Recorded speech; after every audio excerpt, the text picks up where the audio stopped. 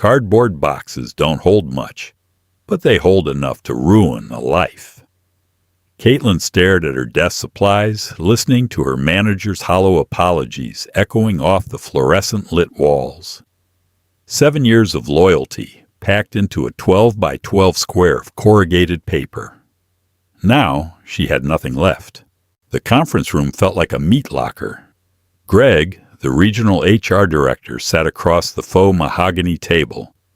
His hands were clasped securely over a pristine blotter. His tie was slightly crooked, a ridiculous pattern of tiny blue sailboats adrift on a sea of crimson silk. It was an absurd tie for a man currently severing her lifeline. "It's a top-down restructuring, Caitlin," Greg said. His voice carried the practiced cadence of a man who had delivered this exact speech 12 times since Tuesday. "Your position in data logistics has been marked as redundant. We're outsourcing the routing protocol to an automated vendor." Redundant. The word hung in the chilled air, suffocating and heavy. Caitlin shifted in the cheap, ergonomic chair. Her back ached. A persistent, tight knot between her shoulder blades earned from 7 years of hunching over dual monitors, fixing the very routing protocols Greg confidently claimed a machine could handle. She remembered the exact moment the automated vendor had pitched their software. A group of men in slick suits, utilizing empty buzzwords like synergy and agile frameworks. Caitlin had sat in the back of the room, looking at the code on the projector, and immediately spotted 3 fatal logic errors that would cause freight pileups in the Midwest corridor. Greg had dismissed her concerns with a patronizing smile. Now, that same smile was burying her. An automated vendor doesn't know how to bypass the Detroit bottleneck when the freight lines freeze, Caitlin pointed out. Her voice was terrifyingly level. She wasn't crying. She was too exhausted, too thoroughly drained of hope, for tears. "I do. I didn't just route trucks, Greg. I solved the puzzles that kept this company's margins intact." Greg sighed, breaking eye contact. He looked at his monitor, clicking a mouse with infuriating nonchalance. "I don't make the operational decisions, Caitlin. I just handle the offboarding. The company is prepared to offer you 2 weeks of severance, provided you sign the non-disclosure and non-disparagement agreements. 2 weeks, 14 days of financial runway." Caitlin's mind violently transitioned into a calculator. Rent was $1,400. Utilities were $200. Her daughter Maya's albuterol inhaler, the brand name one because the generic made her small hand shake, was $75 out of pocket. Groceries, the electric bill. The calculator in her head flashed a giant glaring error message. "What about my health insurance?" Caitlin asked, her fingers gripping the edge of the table so hard her knuckles turned white. "My daughter has severe asthma. Her coverage terminates at midnight on your final day of employment," Greg interrupted, rehearsals making his delivery seamless. "Which is today. You can, of course, opt into Cobra. The paperwork is in the packet." Cobra. $800 a month for the privilege of keeping the insurance she had already earned through blood and exhausted nights. A bitter, hollow laugh caught in the back of her throat. Corporate loyalty was a scam. A ghost story executives told lower-level employees to keep them tethered to their desks through family dinners and weekends. Caitlin stood up. The sudden movement made Greg flinch, just a fraction. He reached for a pen, instinctively defensive. "I'll pack my desk," she said, turning her back on him. The walk back to the bullpen felt endless. The overhead lights buzzed with a low, insectoid hum that set her teeth on edge. Her cubicle was a 6x6 monument to corporate mediocrity. The gray fabric walls were pinned with sticky notes, emergency vendor phone numbers, and a drawing Maya had done in crayon, a deeply asymmetrical rendering of a dog they couldn't afford to adopt. Caitlin grabbed a flat-packed banker's box from the supply closet. She folded the bottom, pushing the cardboard tabs into place. It was flimsy, cheap material. Around her, the office ecosystem rapidly adapted to her sudden demise. It was fascinating in a morbid way how quickly co-workers became complete strangers. David, who sat one row over and constantly begged Caitlin to fix his pivot tables, suddenly found his blank monitor entirely absorbing. Sarah, whose baby shower Caitlin had contributed $40 hard-earned toward last month, put on oversized noise-canceling headphones. It was the white-collar version of looking away from a car crash. Nobody wanted the contagion of unemployment to jump to them. Caitlin packed methodically. A heavy tape dispenser, a chipped ceramic mug that read "World's Okayest Mom," a spare cardigan she kept draped over her chair for when the air conditioning ran too high. Finally, she unpinned Maya's drawing and laid it gently on top of the pile. She didn't linger. Lingering was for people who had something left to mourn. Caitlin only had a bus to catch. The elevator descent was silent. She watched the digital floor numbers tick downward. 12, 11, 10. With every passing floor, her chest grew tighter. The initial shock was wearing off, aggressively making room for the panic. How was she going to tell Maya? How was she going to smile tonight and pretend everything was fine while serving boxed macaroni and cheese? She crossed the expansive, echoing marble lobby of Ashford Logistics. It was an empire built on moving freight, on ruthless efficiency and profit margins.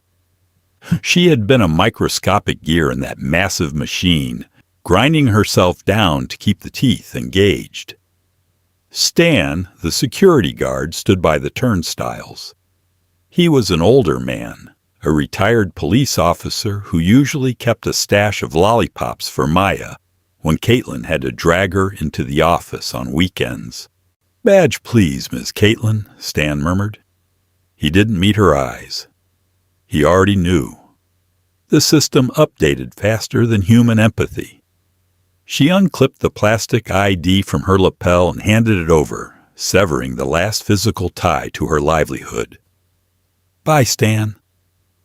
"Take care of that little girl," he replied softly. Caitlin pushed through the heavy revolving glass doors and stepped out onto the concrete. The city was unapologetic in its motion. Yellow cabs blurred past, aggressively changing lanes. Pedestrians in expensive wool coats marched confidently toward happy hours and weekend getaways. Nobody paused. The world did not stop spinning because Caitlin Scott lost her job. The realization was both incredibly isolating and strangely grounding. If the world didn't care, she had to care enough for two people. She adjusted the heavy box in her arms and started walking. The weather forecast had confidently predicted a mild Friday afternoon, but the city had a malicious way of creating its own miserable microclimates. As Caitlin crossed 4th Street, the sky above the towering glass skyscrapers bruised into a deep, volatile charcoal. The temperature dropped 10 degrees in a matter of seconds, turning the brisk autumn breeze into a sharp, biting wind. A piece of damp newspaper skittered across the pavement, wrapping around her ankle. She kicked it away, tightening her precarious grip on the banker's box. The first drop hit the bridge of her nose. It was freezing. Caitlin looked up at the looming clouds. "Don't do this," she whispered to the sky. "Just give me 10 minutes. The sky did not listen. The downpour began not as a gentle drizzle, but as a violent, immediate sheet of water.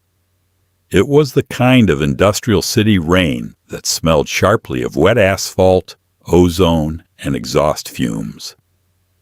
It soaked into the shoulders of her cheap blazer instantly, chilling her to the bone.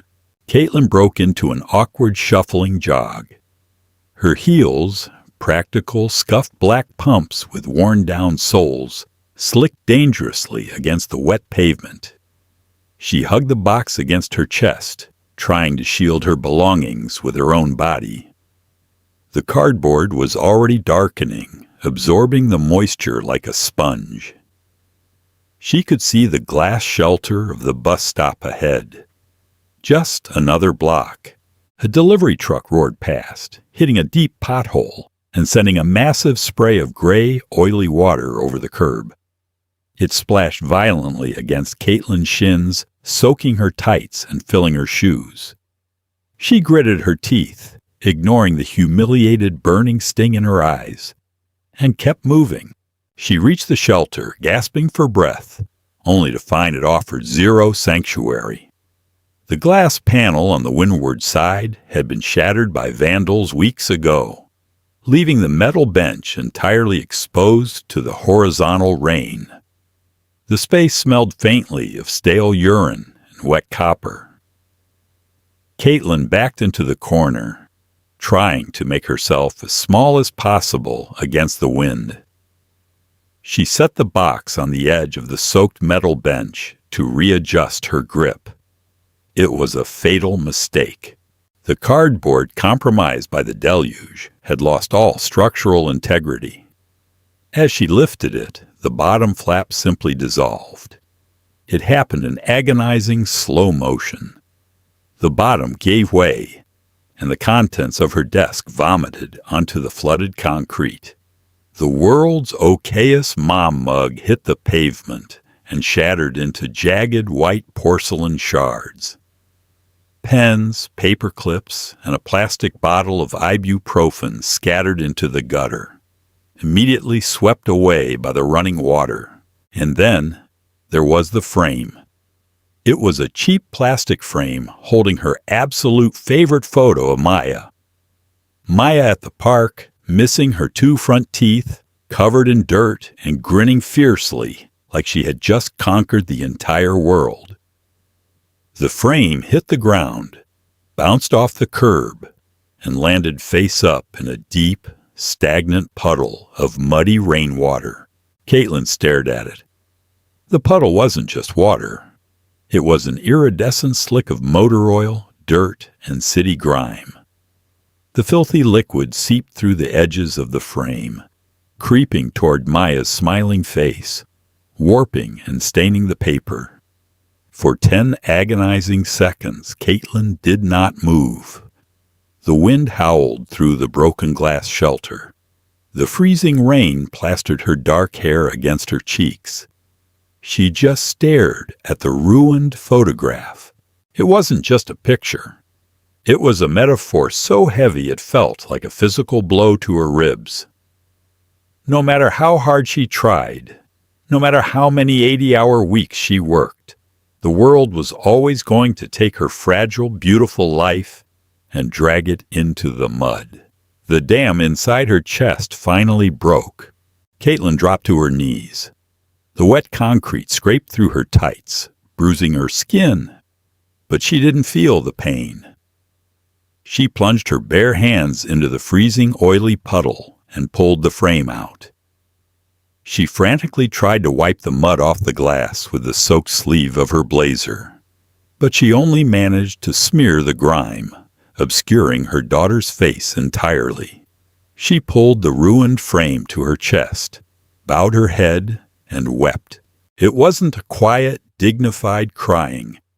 It was an ugly, gasping, chest-heaving breakdown. She cried for the unvested stock options she would never see. She cried for the $75 inhaler. She cried because she was so deeply, profoundly tired of surviving instead of living. Through the roaring in her ears and the relentless drumming of the storm, she didn't hear the vehicle approach. She didn't hear the heavy purring engine, nor the thick tires slicing through the standing water. She only registered a sudden shift in the ambient light. Caitlin opened her eyes, blinking through the blinding mixture of tears and rainwater. A leviathan of matte black metal and polished chrome had pulled up directly to the curb, indifferent to the bus lane restrictions. A Rolls Royce Phantom. Its headlights cut through the gloom, illuminating the heavy rain like falling silver needles. The rear passenger door swung open on heavy, perfectly balanced hinges. A massive black umbrella bloomed into the gray afternoon. A man stepped out. He didn't rush. He didn't hesitate. He stepped out of the pristine, climate-controlled interior of the luxury vehicle and planted a pair of handcrafted Italian leather Oxfords directly into the muddy puddle Caitlin was kneeling beside. Caitlin shrank back, instinctively defensive, clutching the frame tighter. The man crouched down, bringing the massive canvas umbrella over her head, instantly cutting off the violent assault of the rain. The sudden, muffled silence beneath the dome was jarring. Caitlin looked up. He wore a bespoke charcoal suit that likely cost more than her annual rent. A suit cut to emphasize broad shoulders and a terrifyingly confident posture. He had a strong jaw, dark hair perfectly styled, and a heavy silver watch gleaming at his wrist. But Caitlin recognized the eyes. Sharp, fiercely intelligent eyes behind a pair of wire-rimmed glasses.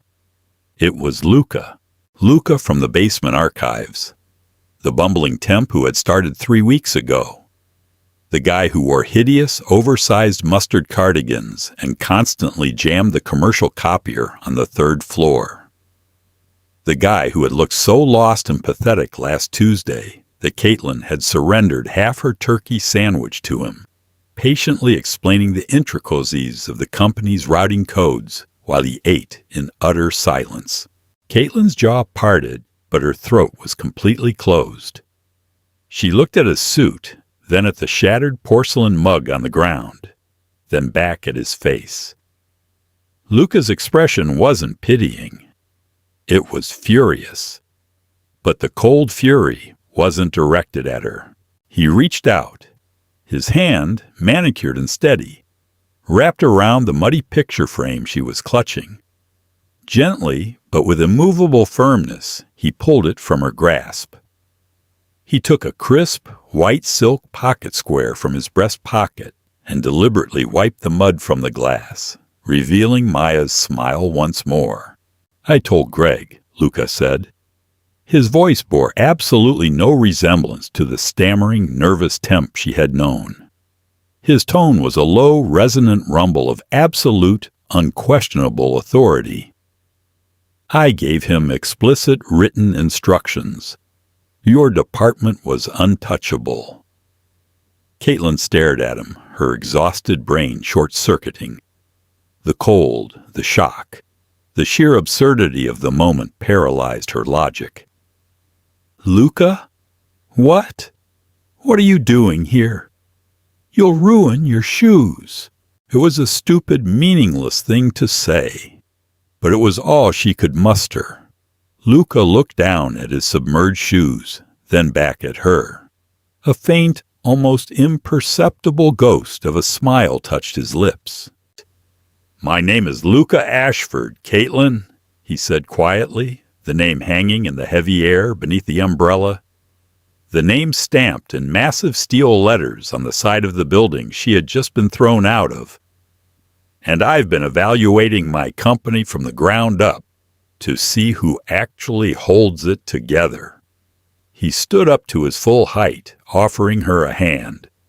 The cuff of his shirt pulled back, revealing the glint of a Patek Philippe. "You're the glue, Caitlin," he said, echoing the exact words she had casually told him in the break room. "And my idiot HR director just threw you away. Stand up. We're going to go fix this." Caitlin hesitated. The leather interior of the car looked far too pristine, the environment too sterile to accept a soaking wet, unemployed mother. "Luca, Mr. Ashford," she corrected herself, her teeth violently chattering. "I'm soaked. I'll ruin the interior." "It's cowhide, Caitlin. It's meant to be resilient," Luca said, his hand remaining rigidly extended. "Get in." She took his hand. His grip was firm, warm, and entirely steadying. He helped her into the cavernous rear of the Phantom. The heavy doors pulled shut with a soft vacuum-sealed thud, instantly muting the raging storm outside. The cabin smelled rich, cedar, expensive cologne, and the faint tang of ozone. Luca slid in beside her, entirely heedless of the dirty water she was dripping onto the heated seats. He opened a sleek wooden compartment, withdrew a thick plush monogrammed towel, and handed it to her. "Drive, Thomas," Luca commanded the privacy screen. The car glided away from the curb with zero friction, leaving the shattered mug and the broken cardboard box behind in the gutter. Caitlin pressed the towel against her face, inhaling the scent of clean laundry. The shivering wouldn't stop, a delayed physiological reaction to the adrenaline, the freezing rain, and the sheer impossibility of the situation. "I don't understand," she whispered, lowering the towel. "You are struggling with the postage meter. You put your sweater on inside out on Wednesday." Luca let out a low, genuine laugh. It was a pleasant sound that actively warmed the cabin. "The sweater was an accident. I dressed in the dark. The postage meter, however, was deliberate. I needed to see who would stop to help someone who offered zero strategic value to their own career." He turned to look at her, the brief humor fading into a profound seriousness. "I inherited this company 6 months ago when my father passed. The board of directors has been feeding me quarterly reports painting a picture of absolute operational efficiency. But our client retention was dropping. I realized I was sitting in a glass tower, entirely blind. So I took off the Rolex, bought some terrible cardigans, and went into the basement." Caitlin stared at him, the pieces snapping together. "You went undercover." "I did," Luca confirmed. "And what I found was a toxic ecosystem. Middle management like Greg cutting the very arteries of this company to temporarily boost profitability. They terminate essential personnel to lower overhead, collect their massive quarterly bonuses, and leave the remaining staff to bleed out trying to cover the massive gaps." Caitlin thought of the late nights, the weekend she spent logged in from her tiny kitchen table, ignoring Maya's pleas to play a board game, because if she didn't manually fix the freight codes, supply trucks wouldn't move. "You," Luca continued, his voice dropping an octave, "are the reason the Detroit hub didn't collapse in February. You are the reason the pharmaceutical contracts were fulfilled last week. I watched you work, Caitlin. I watched you hold this massive company together with sticky notes and sheer willpower, while executives who make 10 times your salary take 2-hour lunches." Caitlin looked down at her lap. The validation, arriving forcefully after years of feeling entirely invisible, hit her harder than the termination had. A fresh wave of tears pricked her eyes, but she blinked them back fiercely. "Where are we going?" she asked. "To your home," Luca said smoothly. "You're going to change into dry clothes. Then we are going right back to the office. Greg isn't off the clock yet." Caitlin's apartment was small and cramped, but immaculately clean. When she walked through the door, wet and shivering, her babysitter, Mrs. Higgins, gasped. Maya, completely oblivious to the adult crisis, ran from the living room, a plastic dinosaur clutched in her hand. "Mommy, you're wet!" Caitlin knelt, ignoring the dampness of her clothes, and hugged her daughter tightly. I just got caught in the rain, sweetie.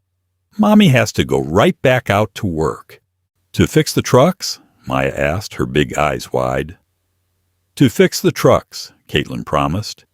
She changed quickly. She didn't put on another cheap thrift store blazer. She dug into the very back of her closet and pulled out a sharp, tailored navy suit she had bought for a funeral years ago. It fit perfectly.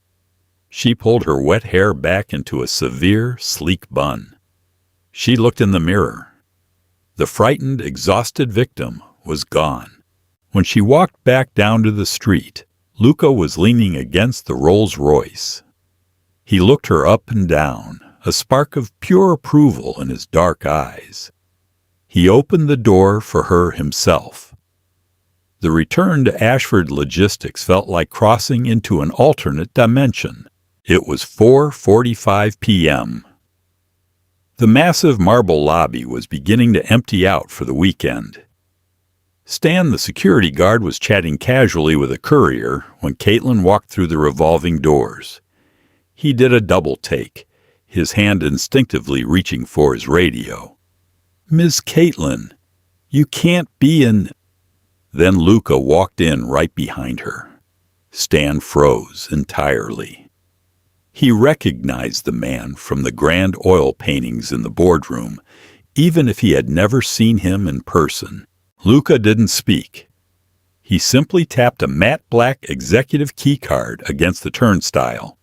It chirped, flashing a solid green. He held the barrier open for Caitlin. They bypassed the standard employee elevators and stepped into the private executive lift. The ride to the 40th floor was swift, silent, and heavy with anticipation. Greg's corner office boasted floor-to-ceiling windows overlooking the gray, rain-swept city. Greg was at his desk, humming cheerfully to himself, aggressively zipping up a leather golf bag. He had an early tea time in the morning and a fat bonus check clearing at midnight. The heavy oak door didn't just open, it flew inward. Greg spun around, a harsh reprimand already forming on his lips. "Excuse me, you can't just—" The words died a sudden death in his throat. He saw Caitlin first, standing tall, radiating cold, calculated fury. Then his eyes shifted, and he saw the man beside her. "Caitlin?" Greg stammered, his face violently draining of color. He looked at Luca, recognition dawning with the slow, horrifying inevitability of a train derailment. Mr. Ashford. Sir. I wasn't informed you were in the building." "Clearly," Luca said. His voice was a weapon, smooth, polished, and lethal. He walked into the plush office, his sheer presence consuming the room. He didn't sit. He walked directly to Greg's desk, picked up the crystal golf trophy sitting on the edge, and examined it with feigned interest. "Greg," Luca began, setting the trophy down with a heavy final thud. "I spent the last 3 weeks working in the mailroom. I wore a very itchy sweater." Greg swallowed hard, panic visibly rising. "Sir, I wanted to see exactly how this company operated when the board wasn't looking," Luca continued, pacing slowly behind the desk, forcing Greg to turn awkwardly in circles to follow him. "I saw a lot of things. I saw systemic inefficiencies. I saw heavily bloated expense accounts. But what I saw today was truly spectacular. I saw you terminate the single most vital operational employee in the logistics division merely to pad your own departmental metrics. Sir, the restructuring, the automated software." "The software's a toy," Luca snapped, his voice cracking like a whip. "It cannot negotiate with union drivers. It cannot anticipate weather delays. Caitlin does that. I explicitly marked her file as do not terminate. Did you even read my directive?" Greg's hands began to shake violently. I thought it was a clerical error. Her salary weighed against the departmental quota. "You thought about your bonus," Luca corrected quietly, stepping close. "You looked at a single mother, evaluated her as a line item on a spreadsheet, and threw her out into the street so you could buy a new set of titanium drivers." Luca stopped pacing. He stood mere inches from Greg, his posture dominating. "Pack your things, Greg. You are terminated, effective immediately." Greg gasped, stepping back. "Mr. Ashford, my contract strictly requires a severance package." "Your contract requires a severance package in the event of a standard layoff," Luca countered smoothly, not missing a beat. "You are being terminated for gross negligence and willful insubordination regarding direct executive orders. You get nothing. Your insurance terminates at midnight." The brutal echo of Greg's own words from hours earlier hung heavily in the air. The irony was so thick it was suffocating. Caitlin watched Greg's face crumble into despair, but she felt no pity, only a profound, balancing justice. "Stan is on his way up with a cardboard box," Luca added, turning his back entirely on the ruined man. "I suggest you start packing." Luca walked over to Caitlin.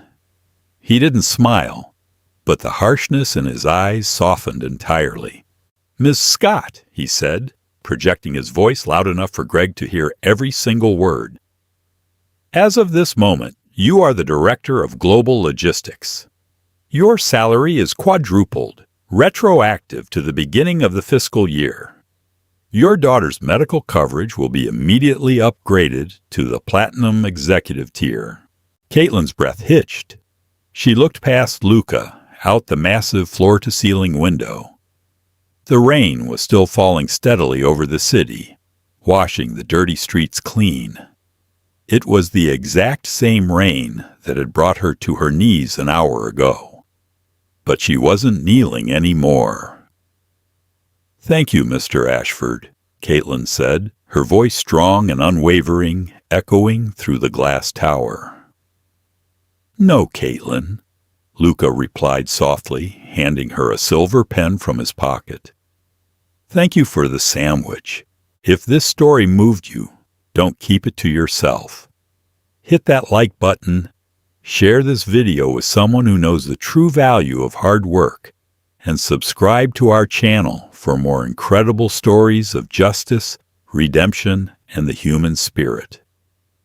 Drop a comment below telling us about a time you felt undervalued at work. We read every single one. Let's build a community where loyalty and true dedication are finally recognized and rewarded.